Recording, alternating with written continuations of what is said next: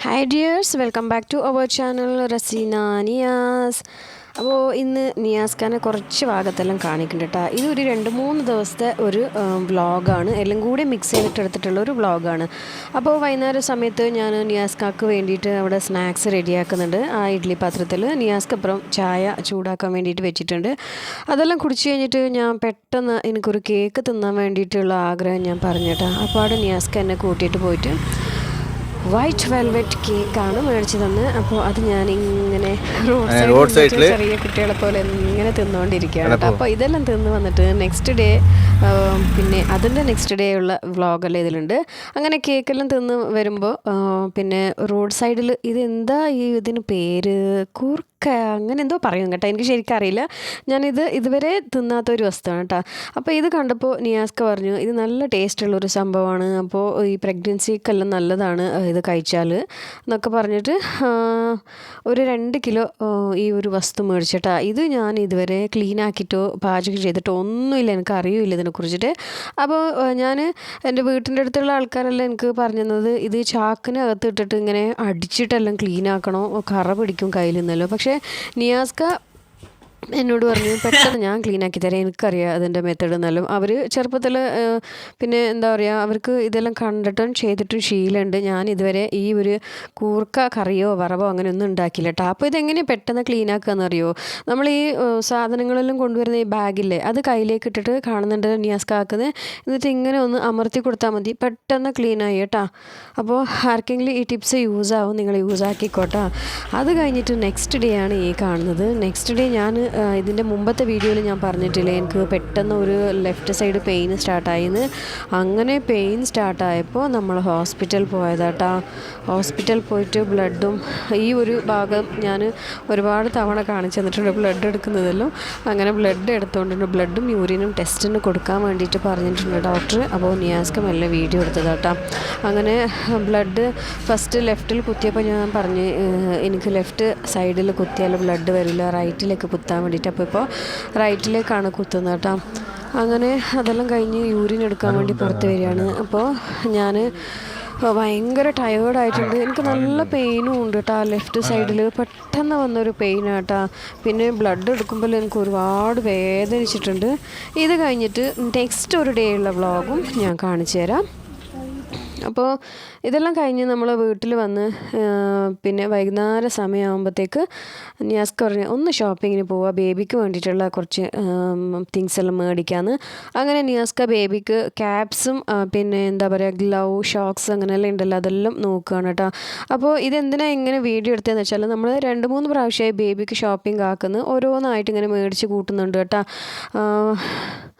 അപ്പോൾ വീഡിയോ ഒന്നും എടുത്തിട്ടില്ലായിരുന്നു, അതുകൊണ്ടാണ് ഈ പ്രാവശ്യം വീഡിയോ എടുത്തത്. എനിക്ക് ഈ ഒരു ഡ്രസ്സ് ഇഷ്ടമായി ബേബിൻ്റെത്, അത് ബോയ്സിൻ്റെതായിരുന്നു, യെല്ലോ പിന്നെ ഒരു ക്രീം കളർ കോമ്പിനേഷനിൽ കേട്ടോ.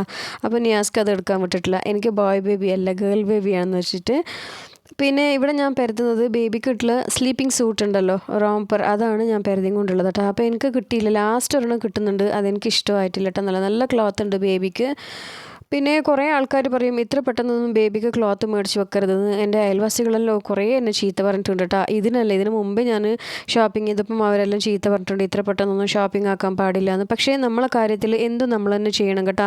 എൻ്റെ 2 ഡെലിവറി എൻ്റെ ഉമ്മയായിരുന്നു എല്ലാം ഷോപ്പിംഗ് ചെയ്തതും പിന്നെ ബേബിക്ക് വേണ്ട ക്ലോത്ത് എല്ലാം സെറ്റ് ചെയ്ത് വെച്ചതും ഒക്കെ.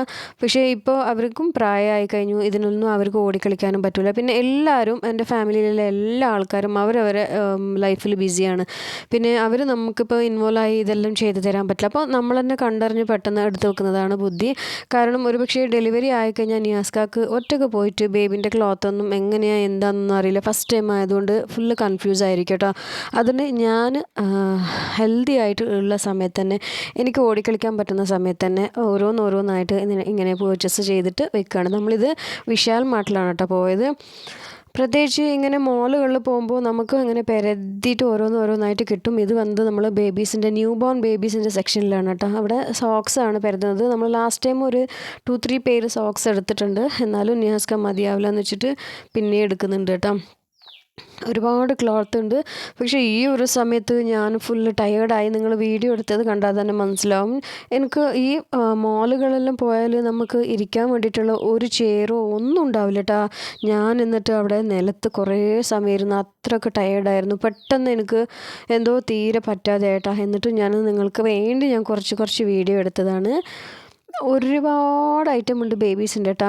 അതിൽ കുറച്ച് സാധനങ്ങൾ നമ്മൾ മേടിച്ചിട്ടുണ്ട്. ഇതിന് മുമ്പേയും കുറച്ച് മേടിച്ചിട്ടുണ്ട്. പിന്നെ നിയാസ്ക്ക് ചെരുപ്പ് മേടിക്കാൻ വേണ്ടിയിട്ട് നോക്കുമായിരുന്നു. അപ്പോൾ ഞാൻ പറഞ്ഞത് ചെരുപ്പൊന്നും ഇപ്പം വേണ്ട, അതൊന്നും യൂസ് ആവില്ല എന്ന്.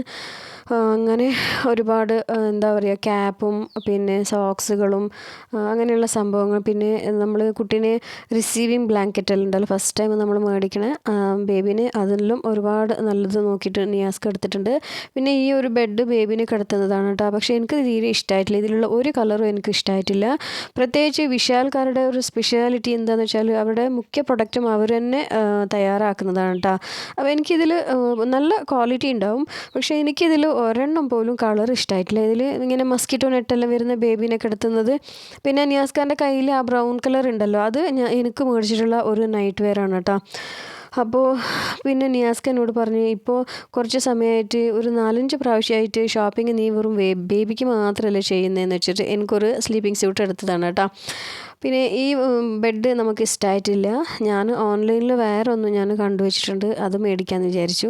എനിക്കെന്തോ ഈ ഇതിൽ കാണുന്ന ഒരു കളറും എനിക്ക് തീരെ ഇഷ്ടമില്ലാത്ത കളറാണ് കേട്ടോ. ഓക്കെ, അങ്ങനെ പിന്നെ റോംപ്പറെല്ലാം നോക്കിക്കൊണ്ടുണ്ട്.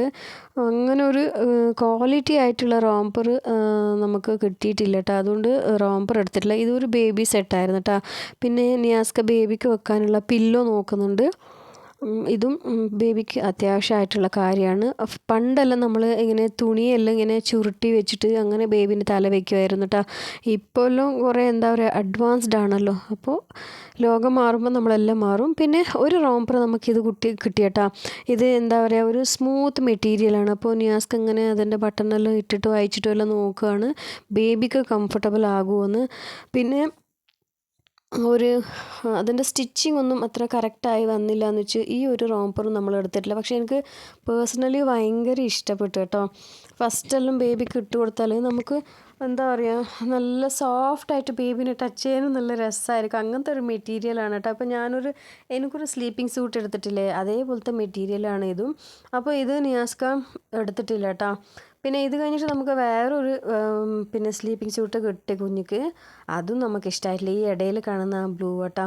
ഇനിയിപ്പോൾ നെക്സ്റ്റ് അങ്ങനത്തെ റോംപ്പർ എടുക്കാൻ വേണ്ടിയിട്ട് ഇനി ഒരിക്കൽ പോകണം. ഇനിയുണ്ട് കുറച്ച് സംഗതികളെല്ലാം എടുക്കാൻ കേട്ടോ. ബേബിക്ക് മൊത്തത്തിൽ ഷോപ്പിംഗ് ഒന്നും ആയി കഴിഞ്ഞിട്ടില്ല. ഇനിയും ഉണ്ടല്ലോ ഒരു 3 മാസമല്ലോ. അപ്പോഴത്തേക്ക് നമ്മളെല്ലാം എടുത്ത് തീർക്കും. ഏകദേശം ഷോപ്പിംഗ് ആയി കഴിഞ്ഞിട്ടുണ്ട് കേട്ടോ.